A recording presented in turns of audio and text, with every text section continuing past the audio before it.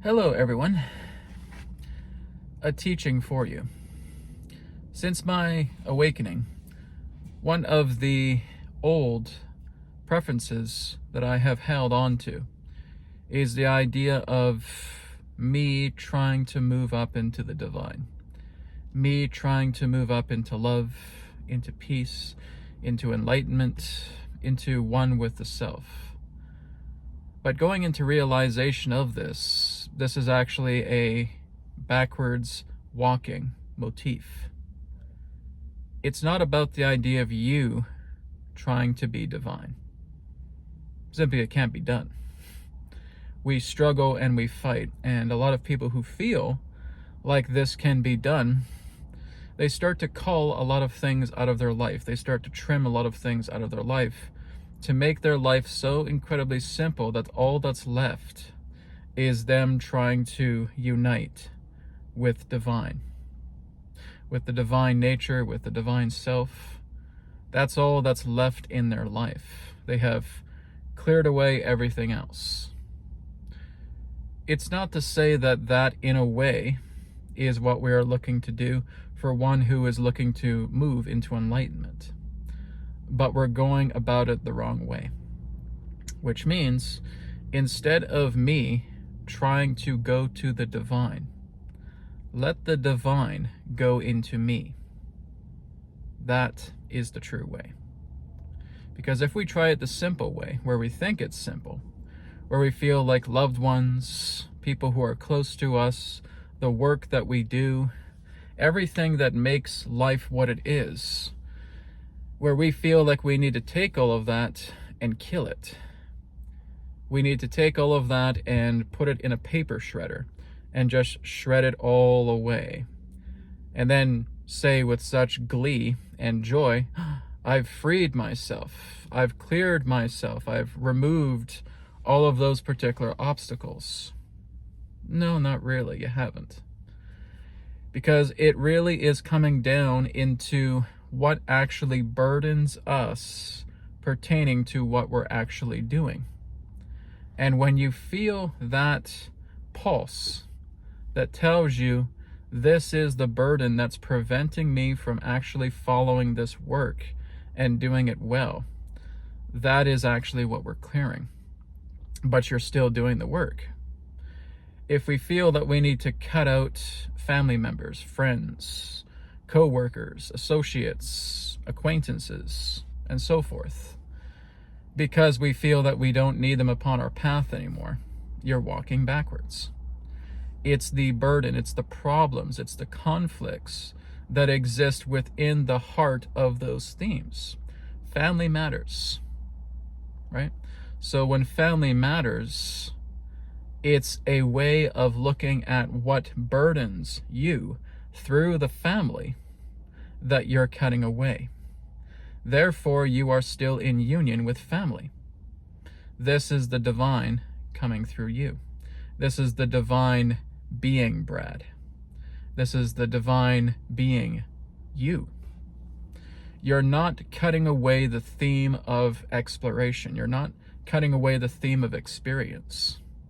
That is vital for you, because that is going to reap some great rewards, saying that I have reached a state of love, of joy, of peace, and personal enlightenment within myself, and I'm still able to do all the work that I've been doing for years. I've been able to move into a state of love, joy, peace, and personal enlightenment within myself, and the relationships that I hold are still there. Maybe people don't connect to me as well as they once did because they don't really understand me, but there still is no rift between that person and myself. There really is no rift. I haven't cut them out of my life. And this is often what a lot of spiritual groups and New Age groups will commonly tell you to do. Just cut them away, don't bother with them, chuck them to the curb, and move on with your life because you got better things to do with yourself. That, in that way, is nothing more than egotism. It is not about cutting away the person. It's about rooting into the problem that the divine itself is showing you by going into that higher consciousness, by going into the greater mind and seeing exactly what is it that troubles you, what is the problem. Through the power of that greater mind, that greater source, we are able to release the problem, not the relationship. So this is something that is quite enlightening to reflect upon. So many people who have felt that calling to move into higher states of love, of peace, of personal enlightenment, believe that this is what you need to do. And it's not, right? If we look deeper into a lot of the ancient teachings that we have witnessed, we're actually seeing that it's actually talking about this. Let the divine be you. Let God be you. Let the self be you. Let the divine source be you, rather than thinking that you have to be the divine, that you have to be God, that you have to be the source. That can't be done. That's not possible, right? Man, woman, child can never become God, but God can be man, woman, child. You see, that's the true realization of all of this. And what all of you have to remember is that you're all divine masters. There is not a single person that is not watching this right now who isn't that.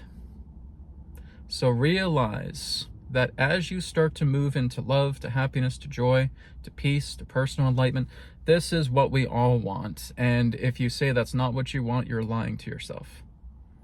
If we look past all of the affairs of the world, the only reason why those affairs actually mean anything to you that could be detrimental is because you haven't rooted out the problem that's causing the conflict that represents that theme that you're exposed to.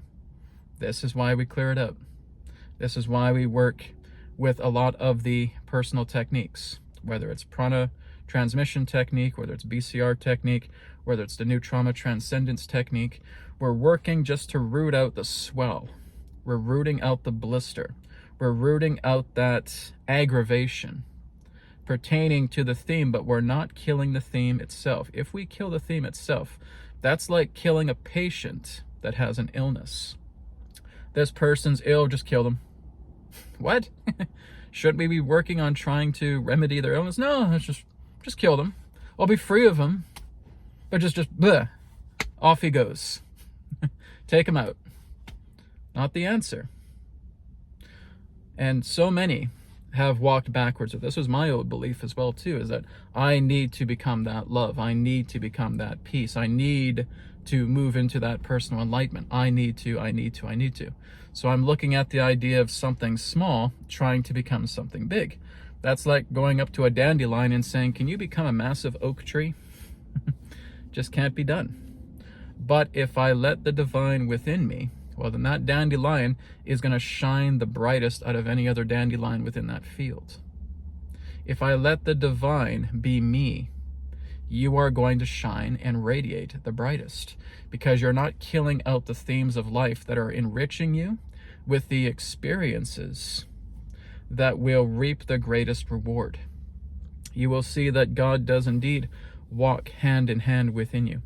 Walk with the same feet as you have, because you're letting God, you're letting the divine, you're letting the source, you're letting the self be you. Infinite love and blessings to you, divine masters. Namaskar.